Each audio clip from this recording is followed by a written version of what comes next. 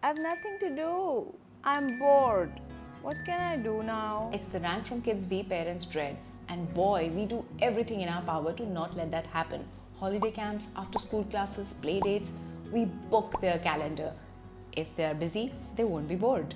Dealing with boredom is not just a problem for kids. Studies show that boredom levels rise in childhood, peak in early adulthood, and then decline again in 50s.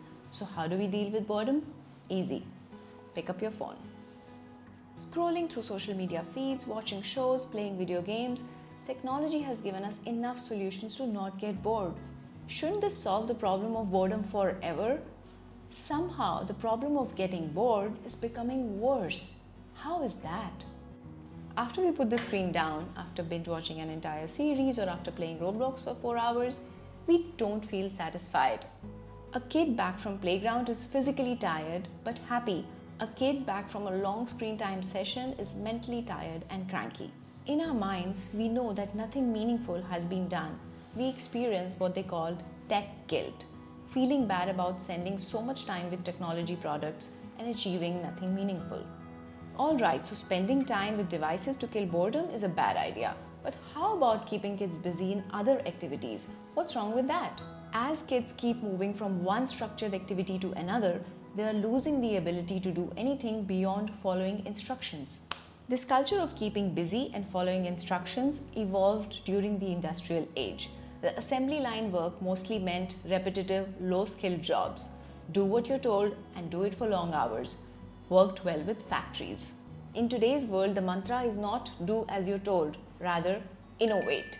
In that sense, the information age that we live in today has more in common with the Renaissance period than the industrial age. More than 500 years ago, when Michelangelo started work on the challenging statue of David, rumors began that very little progress was being made. It was said that he stared at the statue for hours and hours doing nothing. When his friend saw him and asked him, "What are you doing?" he responded, "Sto lavorando, I'm working." And working he was indeed. The 25-year-old neglected block of marble turned into the beautiful statue of David. Michelangelo's friend and painter Giorgio Vasari wrote, "Men of genius sometimes accomplish most when they work the least." There are so many examples of brilliant ideas coming to people when they are doing nothing much. Archimedes in his bath, Newton in his garden, Ramanujan in his dreams. Even the wise minds of today follow this philosophy.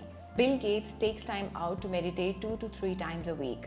Author and historian Yuval Noah Harari takes a 2-month retreat every year. Having a non-busy time is not just for geniuses. Companies like 3M, Google, Pixar, Facebook realize the importance between non-busy time and creativity. They have a disconnected time for their employees. During this time, they expect their employees to be not busy, become self-aware, even work on side projects. Gmail, Google Maps, AdSense, they were all born during this time. As the big companies have discovered, keeping people busy keeps the creativity away. It's the doing nothing time when our unconscious thought process kicks in. Experts call it the incubation period. It's the time when we are less constrained by conventional ways and more open on generating novel ideas, making new connections. That's how letting go of a complex problem for some time or sleeping on it helps. It feels like you just came up with a solution. The truth is that when you are taking a shower, going for a walk, when you think you're doing nothing, your unconscious is hard at work. Doing nothing is the most productive time for creative work. Same holds true for children. It is said that a bored child is preparing for something he's unaware of. The problem is that a threshold needs to be crossed before unconscious thought process kicks in. Before that happens, we give up and make them busy. By keeping them busy, we are taking away from them their creativity. We are taking away their time and space for unconscious thoughts, making new connections, building things.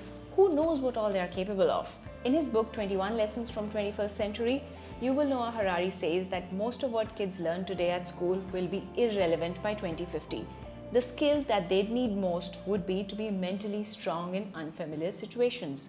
Having alone, distraction-free time makes one think, reflect, and become mentally strong. As parents, we need to stop feeling guilty when our kids have nothing to do. Sounds weird as I say it, but one of the essential life skills we need to teach our kids is doing nothing.